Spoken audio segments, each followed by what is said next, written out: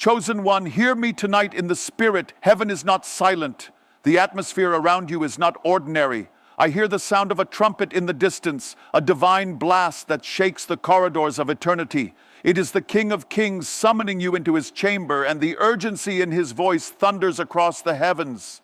This is not a general announcement for the crowd. This is a name-specific call. Your name has been spoken in the council room of God. The same God who called Samuel in the night, the same God who spoke to Moses from the burning bush, now leans forward with eyes fixed on you. Heaven's calendar has marked this moment in red, and the summons is not negotiable. There is a holy weight in the air because what God is about to say cannot wait for the light of another day. Some words can be stored for later, but this one is for now. The Spirit of the Lord is pressing this into your soul because the timing is bound to a window that is about to open and just as quickly close. This is the moment where obedience meets destiny. I sense in my spirit that this call is a collision between heaven's plan and the devil's schemes. The enemy has prepared something to derail you, but God has prepared something to deliver you. This is why the King is summoning you with such urgency. His voice carries both an invitation and a warning, one to lift you into purpose and one to pull you out of danger. When God calls with urgency, it is because the answer will determine more than you realize. The sound of his voice is not merely information, it is divine intervention. He is not speaking to make conversation, he is speaking to create transformation. Every word he will release tonight carries the power to alter the course of your life before the sun rises again. I hear the Spirit saying, before tomorrow comes, I must speak to my chosen. Before the enemy makes his move, I will position you for victory. Before the new day breaks, I will release what you will need to stand in the day ahead. This is the heartbeat of God pounding at your spirit's door. Can you feel it? This is the same urgency that pulled Lot out of Sodom before the fire fell. It is the same urgency that told Joseph to take Mary and the child and flee before Herod struck. It is the same urgency that called the disciples to drop their nets immediately when Jesus passed by. There was no room for delay then, and there is no room for delay now. The urgency of heaven tonight is like a river breaking through a dam. It cannot and will not be held back. God's voice is rushing toward you, unstoppable, unshakable, undeniable. It is coming to flood your heart with direction, clarity, and divine warning. And this flood must be received now, for by tomorrow the waters will have moved to the next place. Chosen one, the hourglass of this divine moment is already running. You are standing in the seconds before heaven opens its mouth to speak. Angels are leaning in, the Spirit is stirring, and the throne room is ready. God's eyes are locked on yours, and his voice is already rising on the wind. Tonight is not like any other night you have lived. When God issues an urgent call, it is because something in the Spirit has shifted. There are moments when the Lord speaks in the rhythm of everyday life, but there are also moments when his voice breaks into time like lightning. This is not the gentle drip of a distant rain. It is the sudden roar of a storm overhead. Heaven is not calling you to convenience. It is calling you to immediate response. God does not waste urgency. Every sudden instruction from him is loaded with purpose. When he spoke to Noah to build the ark, it was not a casual suggestion. It was the difference between life and death. When he called Abraham to leave his country without delay, it was because destiny was moving and the timing could not be missed. The same God is now pressing upon your spirit with a divine now. This urgent call is proof that your life is part of a bigger plan unfolding right now. Heaven's movements are precise, and when the Lord summons you, suddenly it means your part must be played in the exact moment it is needed. Like a soldier being called to the front lines at the exact hour of battle, you are being positioned for something that requires your presence, your obedience, and your faith. Sometimes God's urgent call comes without all the details. He does not always explain the why before he commands the go. He called Philip in the book of Acts to leave the revival in Samaria and run to a desert road. And there, one Ethiopian's salvation became a doorway for the gospel to reach a nation. God's timing does not need your full understanding, but it does demand your full obedience. This urgency is not just for you. it is connected to others. Your obedience tonight might be the lifeline for someone else tomorrow. Just as Esther was called for such a time as this to save her people, you are being stirred at a critical hour because your response will open doors, break chains, and set divine events into motion. Heaven's call always ripples outward beyond the one who hears it. The Spirit's urgency also reveals that the enemy is already moving. When Herod sought to kill the child Jesus, the angel of the Lord warned Joseph in a dream that very night. He had to take action before the sun rose because the threat was already on its way. God's urgent call is often your early warning system, a shield before the arrow is even shot. When you sense that holy urgency, it is because the moment is rare and unrepeatable. You cannot drag your feet in the presence of such a summons. Like the 10 virgins who prepared their lamps, the wise respond before the midnight cry, not after. The foolish waited until the door was shut. God is calling you before tomorrow because there is a door that will not remain open forever. This kind of call carries a weight that silences other voices. When heaven speaks with urgency, every lesser priority bows. You feel it in your spirit, a pull so strong that nothing else matters until you answer. This is the language of the King when time is short and the mission is great. And tonight that King has spoken your name in that very tone. Every urgent call of God is also an invitation to step into a divine schedule. Heaven runs on its own clock, and when it calls you suddenly, it is aligning your steps with eternal timing. You are not being interrupted. You are being inserted into a supernatural moment where God's purpose and your obedience meet in perfect sync. And right now, that moment is unfolding before you. When God says he must speak before tomorrow, it means there is revelation prepared for this exact night, not next week, not next month, now. There are things in the Spirit that cannot be revealed in daylight because they are meant for the secret place in the night hour. The Lord often whispers his greatest secrets when the world is quiet, when distractions fade, and when your spirit is most alert to his voice. One thing he wants to reveal is a hidden blessing already set in motion for you. Many times God prepares breakthroughs in advance, but they require a prophetic instruction before they can manifest. Just as Elijah told the widow to bake bread before the jar of oil overflowed, the Lord may be giving you a specific step tonight that will unlock what he has already prepared. Without this revelation, the blessing remains hidden in plain sight. There is also the unveiling of a warning. God does not only speak to bless, he speaks to protect. Before Pharaoh's dream came to pass, God revealed it to Joseph so that Egypt could prepare for famine.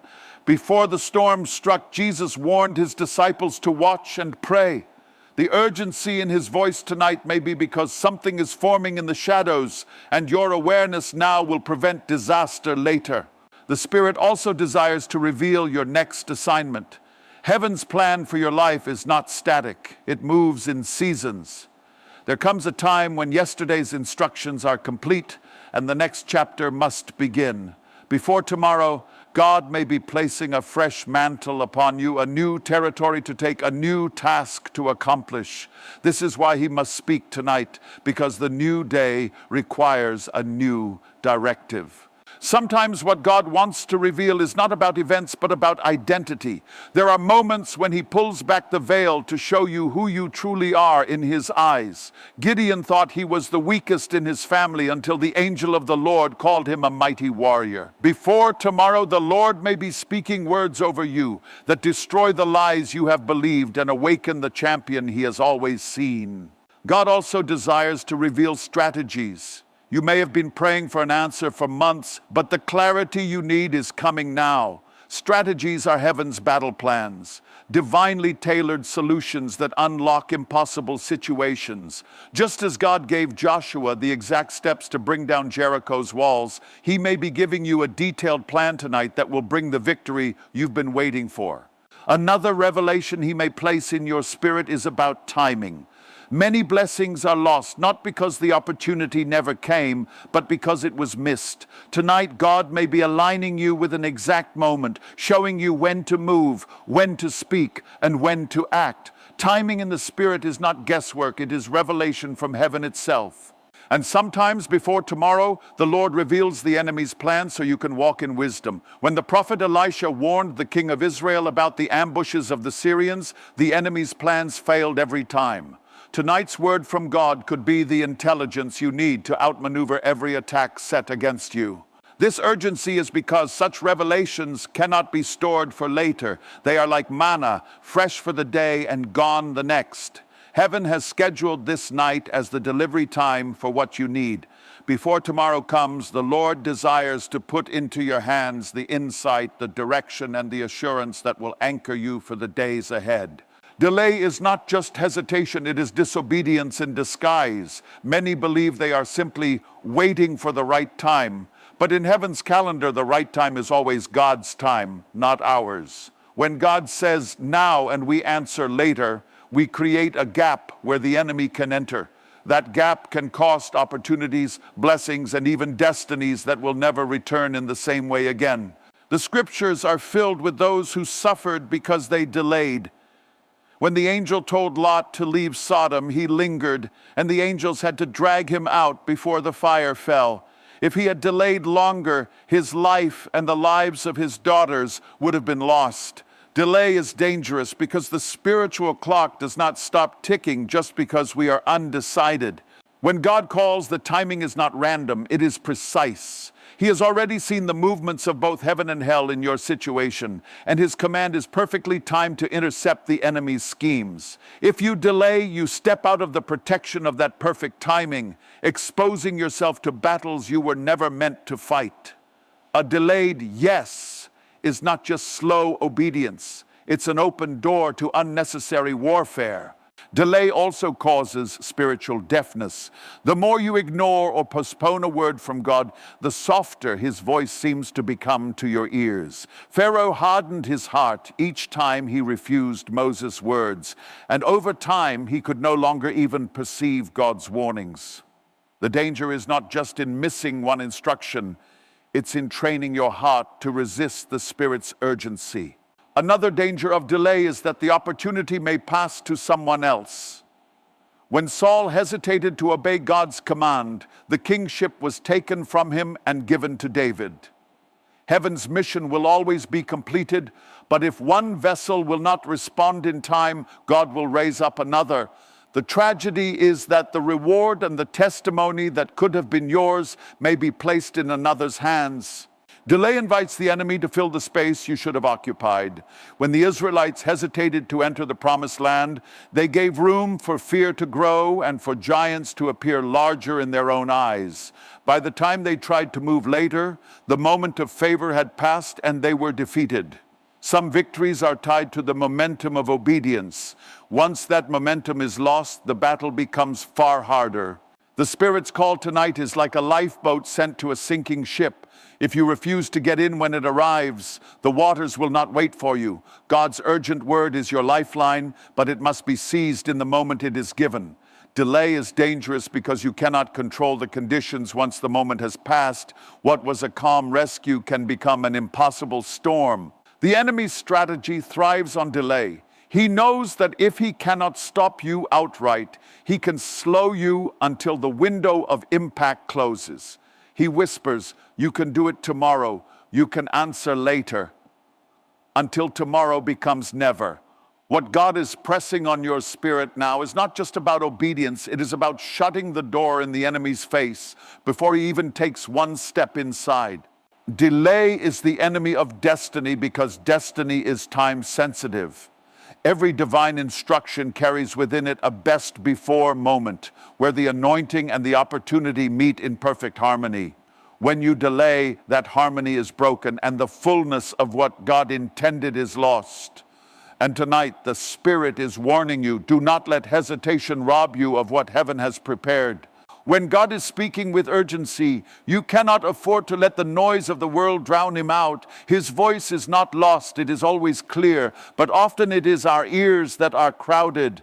If you want to hear the King when he calls, you must silence every competing sound. The Spirit speaks to those who will make room for him, and tonight that room must be cleared in your heart and in your mind.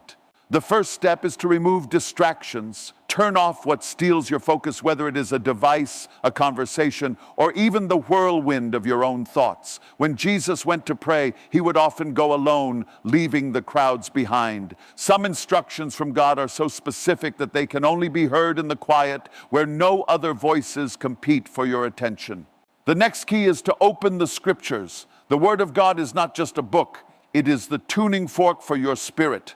When you read it, your heart aligns with His frequency, making it easier to recognize His voice.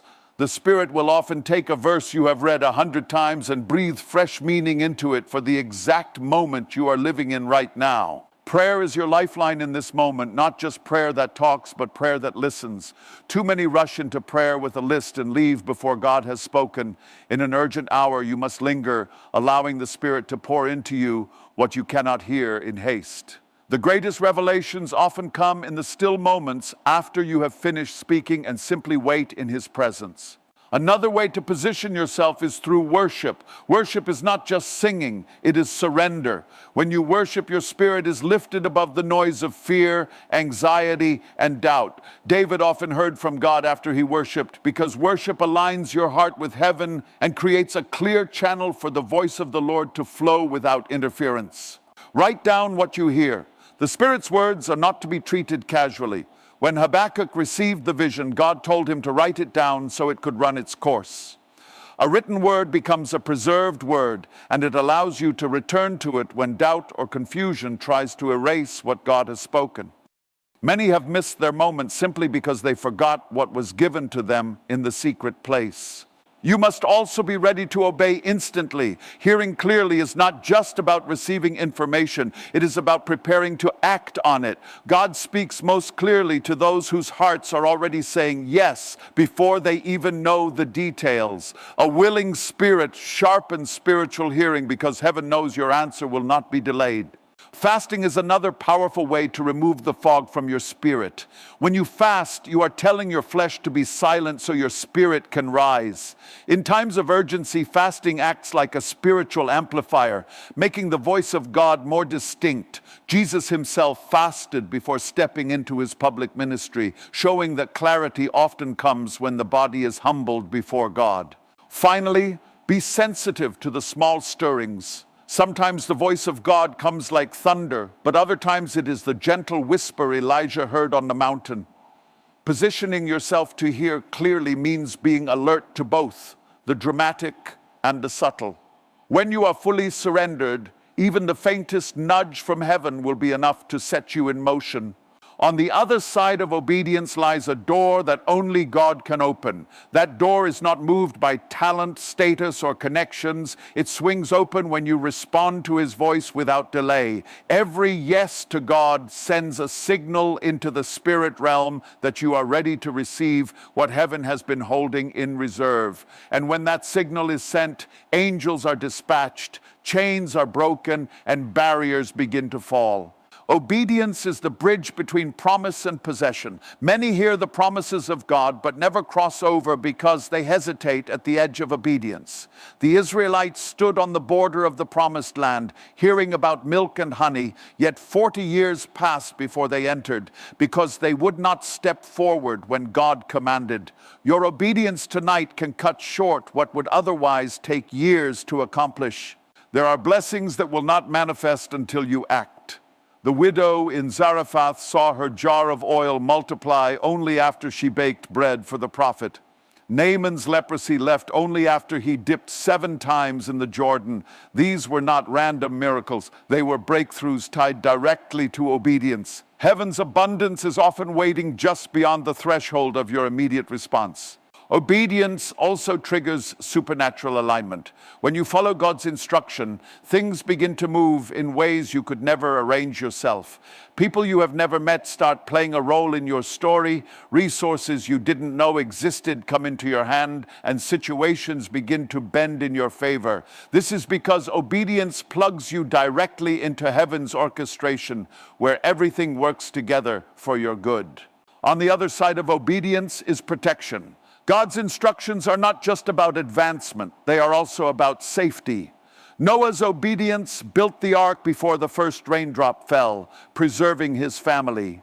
Joseph's obedience to the angel's warning spared Jesus from Herod's sword. Sometimes the breakthrough is not in gaining something new, but in avoiding a disaster the enemy had planned for you. Obedience releases the joy of partnership with God. When you act on His word, you are no longer a spectator. You are a co-laborer in His plan. Peter knew the joy of seeing a miraculous catch of fish, but it came only after he threw the net where Jesus told him. The reward was not just in the abundance, but in knowing he had worked side by side with the Master. On the other side of obedience is transformation. God does not just change your circumstances, He changes you. Every time you obey, your faith grows stronger, your hearing becomes sharper, and your heart becomes more anchored in trust. The blessing is not just in what you receive, but in who you become through the process of saying yes to His voice. Chosen one, the hour is here, and the moment is burning with holy fire. Tomorrow is already at the door, but heaven's word has reached you tonight. The Spirit of the Lord has stepped into your space, cutting through the noise of the day, because there is something that cannot wait. You have been summoned not by man, but by the living God, whose voice shakes the heavens and the earth. His eyes are fixed on you, and His call has been ringing in the chambers of your heart since this word began to flow. You have heard the urgency. You have felt the weight. This is not just another message to be stored away in your memory. It is a command to be answered. Heaven is standing still, waiting for your response. Angels are ready to move at the sound of your obedience. The King is leaning forward, holding in His hand the very thing that can shift your life before the next sunrise. But it will not be placed in the hands of those who hesitate. It will only be given to those who move now. Look into the Spirit. There is a door, and it is open only for a moment.